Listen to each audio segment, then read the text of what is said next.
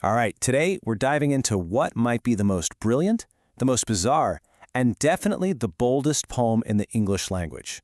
We're talking about John Donne's The Flea. And right off the bat, things get weird. I mean, really weird.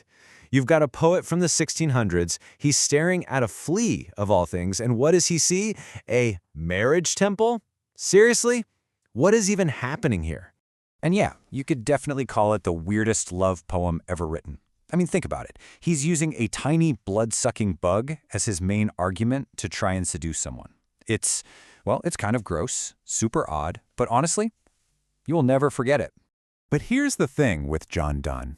Just when you think it's a clever, maybe slightly creepy joke, you realize there's something way, way deeper going on. This isn't just some wacky pickup line.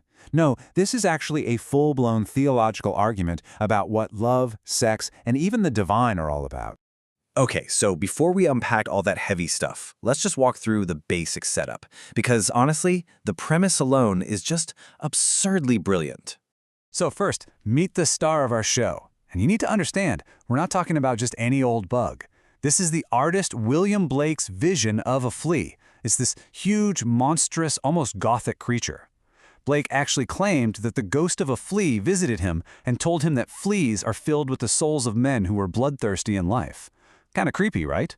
But it's exactly that larger-than-life, spiritual vibe that Donne is plugging into here. Okay, so the scene is pretty simple. You've got our speaker and the woman he's trying to win over. A flea hops from him to her and bites them both. That's it.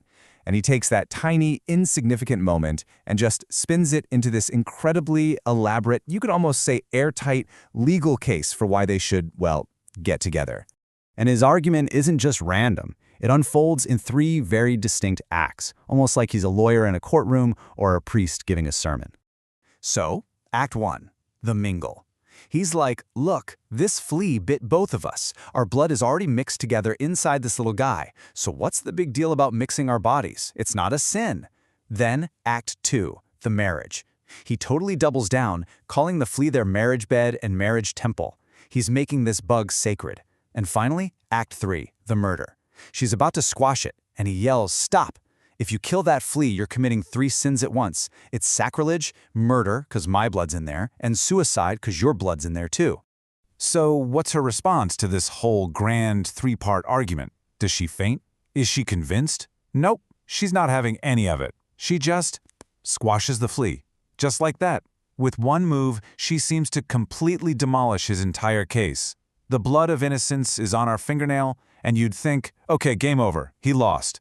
But this is where you see the true genius of John Donne. The speaker doesn't miss a beat. He pivots so fast it'll give you whiplash. He says, okay, you're right, you killed the flea. But look, did you die? Did I die? Did you lose any honor? And then comes the knockout punch. He says, see, and giving in to me will cost you exactly that much honor, which is to say, none at all. It's an absolutely brilliant comeback. Okay, so the argument is clever, for sure, but the real mind-blowing part of this poem isn't just the wordplay. It's the absolutely packed layers of religious and philosophical meaning that he stuffs into this one tiny insect. And to really get what he's doing, we have to talk about one key idea: a sacrament. So what is that? Well, a sacrament is basically any physical, real-world thing, like bread or wine in communion, that stands for something much bigger, something spiritual and divine. And that is the absolute heart of what Donne is arguing here. See, for him, the physical and the spiritual weren't separate. They were totally intertwined. He didn't think sex was this sinful, shameful thing to be kept separate from God. No, he saw it as a physical act that could actually be a sacrament, a powerful, real expression of a deep, spiritual, even holy love. And once you see that, you see how he just loads up this poor flea with all this sacred meaning.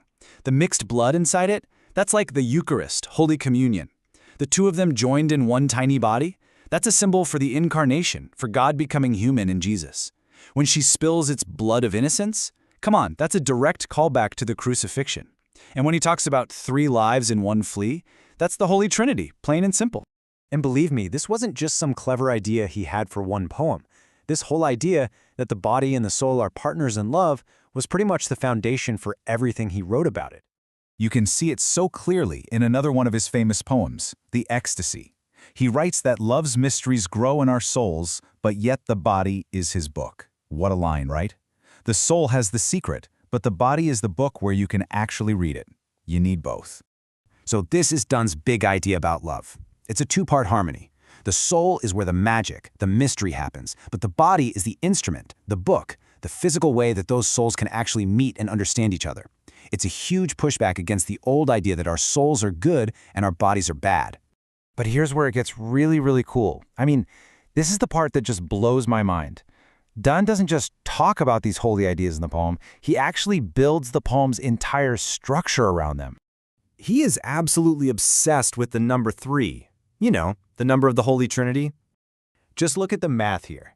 The poem has 3 stanzas, okay? Each of those stanzas has 9 lines. That's 3 times 3. The whole poem has 27 lines. That's 3 times 3 times 3. And get this, the rhyme scheme for every single stanza ends with 3 lines that all rhyme together. It's called a triplet. The structure is literally a mirror of its sacred 3-part message. It's not just a poem. It's like a mathematical proof of his idea. So there you have it. We went from what looked like a really weird pickup line about a bug all the way to this deep, radical theory of love, an idea where physical love isn't sinful, but is actually a reflection of divine love, where body and soul come together. And that leaves us with the big question, right? Was John Donne a true romantic who really believed in this beautiful, holy vision of love? Or was he just the smartest guy in the room, using theology